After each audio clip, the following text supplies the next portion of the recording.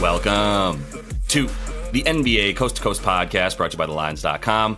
Coming to you from the West Coast, Josh Lander, joined by Nate Weitzer. He's on the East Coast. And we got the NBA Finals on deck, Nate. We finally made it. We're going to be looking at some series futures bets in this episode. Also have another futures one up with those player prop specifics. So definitely want to make sure to subscribe to that page and continue to follow along each and every game now moving forward throughout this postseason, which is the finals.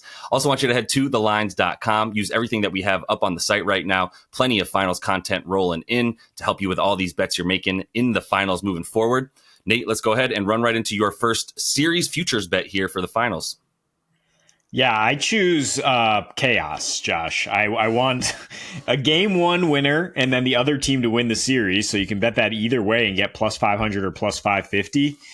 And so, I mean, the payout would then be plus 400 or 450 if you do the quick math there, if you get one of those to come home. I mean, my concern would be Boston winning game one and then probably just winning the series, as we see with the odds here. Odds makers are 2-1 in favor of Boston, which just doesn't seem right if you've really been following these playoffs as much as we have. Like, this is a pretty even matchup. We expect lots of close games, lots of back and forth. So I think it's totally within the realm of possibility that Dallas does bounce back after losing game one and makes this a series, and then you're holding a very nice looking ticket if that's a possibility. I mean, first of all, I don't think there's home court in this series. And I'll say that in the sense that Dallas, like Luka and Kyrie, are both better on the road. They feed off your hate, and they are going to get hate flowed into at a constant rate from this Boston trash talk. So and Boston is worse at home because of, on the flip side of this incredible weight of expectations, which they've crumpled under recently. And now this is like the biggest weight they'll ever have as far as a unit. Is like everybody's expecting you to win the title. It's an absolute choke job, some have said. If you don't, you've walked now to these finals. And so I think they will get tight at home at point, and they'll probably lose game one or two. I think both teams will lose at home here. So back and forth series, that definitely leaves open the door here. If Boston does win game one, I mean, then you come right back with Luka, who, as we know, averages the most points ever in the postseason after a loss. So he is an adjustment. Jason Kidd, I think we trust to make some pretty good adjustments here relative to our less experienced counterpart, Joe Mazzulla, although the Celtics assistant staff is really, really good. And I think in the same sense, if they lose game one, those guys are going to be making great adjustments, and they have more chess pieces to go to, right? I mean, they have so many guys to throw at Luka. The defensive matchups are going to be an absolute whirlwind in this, in terms of like, oh, now Drew's guarding this guy. Now Drew's guarding this guy. And like, you're not going to be able to like put your finger on like what's happening game to game. It's going to be a really interesting finals. Like we definitely hope, and in some ways chaotic. And the fact that you have only 1 day off between games in one situation here, games 3 and 4, definitely favors that kind of crazy adjustment situation where you can see a completely different team come right back. And it's really good for the Celtics in terms of their bigs getting that rest, because one is ancient and one is a little hurt here. But yeah, I just think Dallas has a tendency to drop game one and come right back. They've done that twice now in the playoffs this year and 2 years ago. And if Minnesota wasn't so buried in their own like smelling themselves after beating the Nuggets, like they probably would have lost that game one and come right back and won that series. But I think this is a good way to get some interesting juice on your money for starters. Yeah, it is. I mean, obviously, it's not like you're hedging or anything. You're just going, these are two giant sets of odds for this to happen. And I could easily see it happening.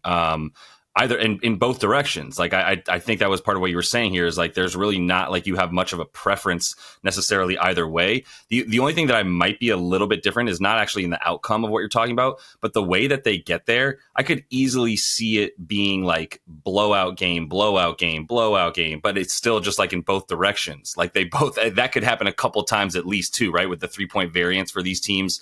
But the all in all average and sum of everything that will happen is that it's going to be a close series. I'm actually going to go to my what I was going to consider my second bet, but I think it's a nice little segue from yours and bring it up top here, which is Dallas 2-1 after 3 games. You get plus 210 on your money on FanDuel. I want to mention too, like if you don't like futures bets in any way, shape, or form, and you're someone who just plays game by game lines, like then just bet on Dallas and the money line both times, and you'll probably come out not quite with the same result. But if you bet their money line all first of these 3 games, hard to say what this line will be after even game 1, and definitely not trying to predict what it'll be in game 3. But I'd imagine in the first 2 games you'd still get close to 2-1 on your money for the money line for them, and it'll definitely average out to that if you bet it all every time.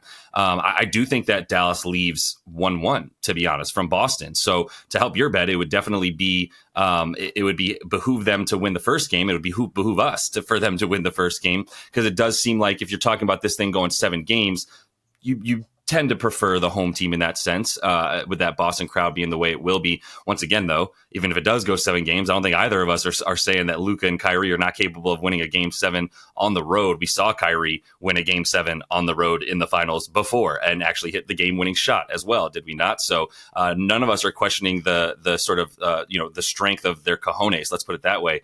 But I think that this is just my bet is a fun way to bet on Dallas winning a game on the road to start. I cannot see them going this whole series without winning a road game. I'll say that. So why not in one of the first 2? If you look at the way that these 2 teams have played, like you mentioned, like not only does Dallas lose the first game and win the series and have that had been the case consistently, Boston will lose game 2 and win the series as well. So like there's a lot of different ways to play this. Game 2 might seem like the best way to sort of fade Boston, but if they don't win game 1, I don't think either of us are ready to necessarily fade them in game 2. All that said, like Dallas being a road team that is extraordinary is really, I think, what a lot of this is based on, right? They had the best against the spread record on the road this season. It only got better once they made the trade as well, and continued to be able to rely on guys like PJ Washington and Daniel Gafford to really expand what they were capable of doing around the 3-point line and obviously down low more than anywhere. So with that in mind, I mean, they're 7-2 in the playoffs. Luka just specifically crushing it on the road. Kyrie was better on the road actually during the regular season, has had some up and down games, and a few more of his spike games came at home in the playoffs, but still at about 21.5 on the road in the playoffs. Luka is above 30. He's at 31.1 per game when he's on the road here in the offs.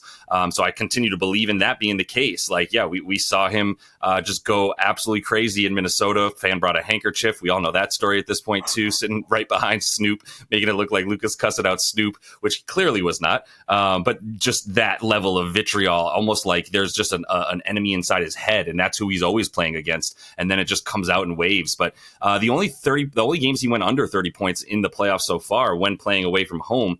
First one was that game 1 against OKC. Blowout game. They lost by 22. Not much reason to play much of that second half. And then the other game was when he scored 29 in game 2 of that series that they did end up winning by 9 points. And no thanks to Kyrie, actually, in that one. Only had 9 points in that game. But everybody came through for Dallas. And I still think that's going to be the case. I think matchup-wise, like we'll talk about it some more, I'm sure. But there's really not very many holes. Like it's an interesting series when you consider that Dallas has, let's just say, 2 of the best 3 players on the court at all times. I don't want to get into the Tatum versus Kyrie thing right now. But after that, would you not say that the Celtics have the next 4 best players probably in the series after Kyrie and Luka? You can make some arguments here and there, but especially with record experience being the case, like, yeah, the Celtics between Drew, Derek, KP, whatever, if you want, and Jaylen Brown, obviously, I still would prefer to have those guys. And so it's a very interesting, like, top heavy versus a little bit more balanced. But we're also going to see Boston play a few less minutes, I think, for those backups. And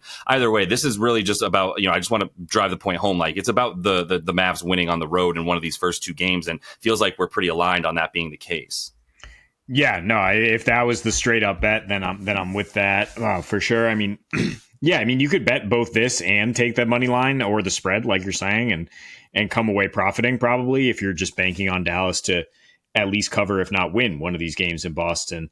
But it does seem pretty likely, and I mean, I'll go right into just talking about Luka, who this is talked about as could it be a crowning moment here? It doesn't matter who's the best player beyond this. Luka is the best player in the finals.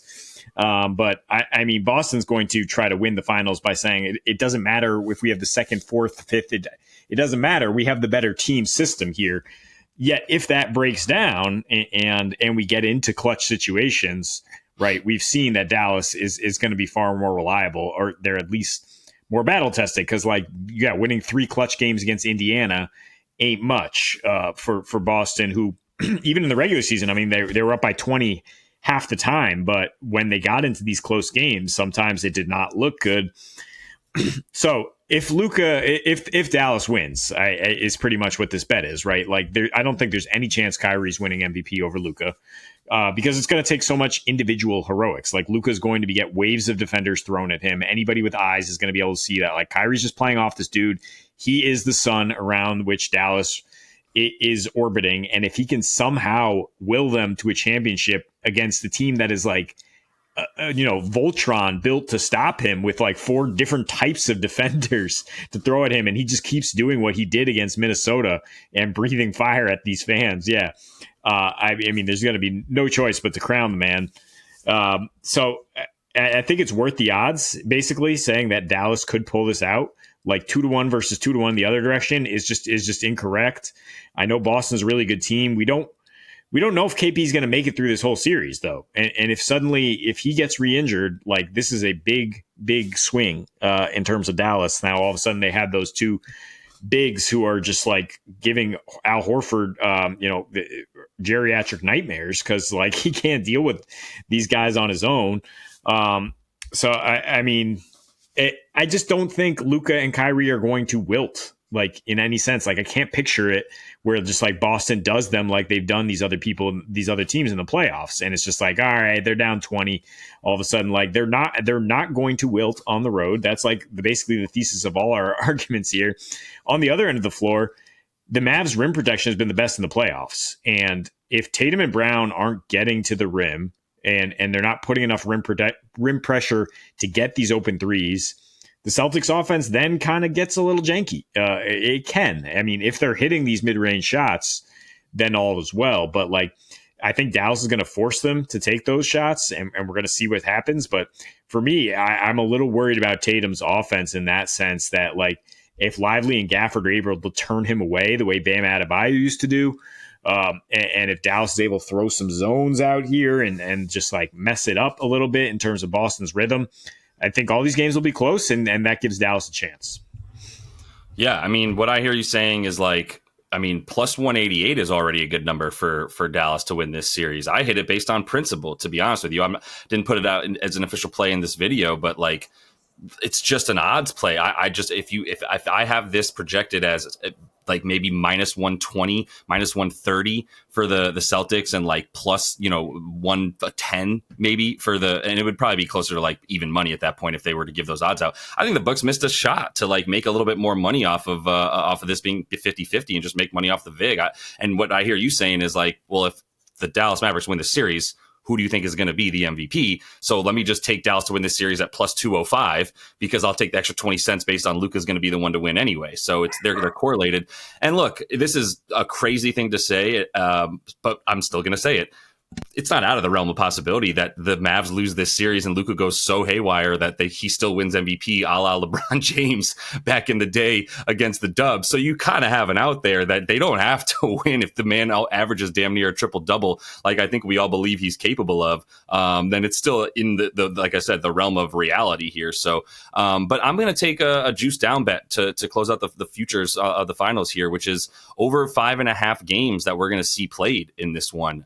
If you want to take the Mavs plus 1.5, I think that's actually going to be a little bit better. It's like plus 134 now for the Mavs series price at plus 1.5. So another way to play this is that they will, stay within that. And it's hard for us to see, and either way, you cover your bases on that one. So as I'm actually saying that, it is a better bet to have there is the Mavs to cover plus 1.5, because then you're still saying it's going to go 7 games and you actually don't even need it to go 7 at that point, right? You could have the Mavs win the other way if you wanted. So that actually is a little bit better of a play as I'm speaking out two sides of my mouth. But either way, like this thing to go pretty much the distance is where I would be with this one. I can easily see it going 7. If it goes 6, all right, yeah, I want to stay covered on that and whatever. I still get the over 5.5, right? But both ways of playing this are viable. And I feel like, as I'm talking about this, I don't need to talk about the Celtics and why they're good to have this thing go far, right? Like I need to talk about the Mavs, because that seems to be the perception, is that the reason it wouldn't go 6 or 7 games is because the Mavs lost in 5. Like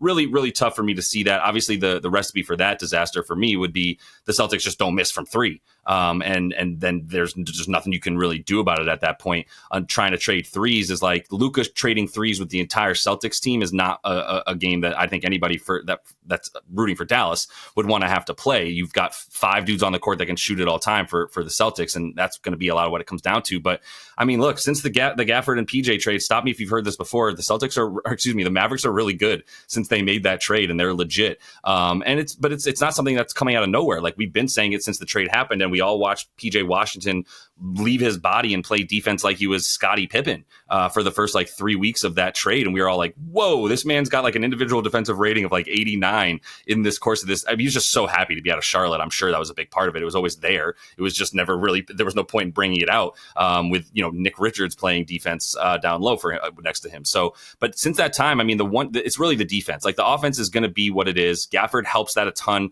Lively has come along in a way though that really helps you as well. And Gafford isn't necessarily unnecessary. I think he's highly crucial, but his presence coincided with a rookie really figuring things out and actually missing a few games in a way that probably helped his stamina to avoid that rookie wall. So all that said, though, the defense is where we see the huge uptick for this Dallas Mavs squad, going from a 117 defensive rating to 112.2 since they've had these dudes, going 33-14 in that time, winning a ton on the road, like I mentioned in the previous point, where they're 7-2 on the road in the playoffs, 17-7 on the road since that trade. So especially good with the amount of bigs they can now throw at you on the road for getting some easy baskets alongside Luka with those lobs and whatnot. So I just think this is going to be a super close series. I think it's, even if it's not close in individual games because one of the teams is hitting threes and the other one isn't, it's a possibility. We got to consider that it will be disappointing from a fan perspective if that does happen, but it's highly possible. And as we've seen multiple teams in the playoffs do, it's the fourth quarter. We're down by 15 going to the fourth. We'll see how it goes. And if it doesn't go well within 4 to 5 minutes, let's just yank them. Let's save them for next game. We got a game in 36 hours or 3 days rest usually nowadays, which is nice for them. But either way, within the series as a whole, encompassing it, this thing is going to be, I think, a really good series. And I think it's going to go at least 6 as per this bet. Damn, we hope so. I mean, after those conference finals were just such a dud, I mean, we would really love to see this finals. But no, I mean, every kind of objective analysis would indicate there's just so many chess pieces to be moved on each side here. And this is just really an interesting finals with some incredible players. I mean, with one maestro and then just an incredible starting 5 on the other side. And we're talking about with the adjustments coming back, it could look completely different from game 2 to 3, game 3 to 4. So that you would expect there to be kind of some ebbs and flows to this series. And I think this is the best way to get juice because, looking at Dallas to force 6, then you're at minus 250. And why would you even do that? There's no way that Dallas is going to beat Boston in 5, right? I mean, we don't think Boston's going to go the way of Minnesota. Absolutely not. We're not going that far. But we're just counting on Dallas to be able to put up enough fight here to get us to 6 or 7. Yeah, and I think that's going to be, I mean, we're definitely praying for it, but I think that's a very wise play as well. So that is all the time that we have for you, though, in the series futures finals for best bets here. Also got the play of props here that you can take for the series long bets as well. So make sure you check that video out alongside this one as we still wait for Thursday to come around for that game 1, where we'll also have obviously best bets and play of props up in a couple different episodes for you. So subscribe to that page, continue to follow along, and until we see you next, happy betting.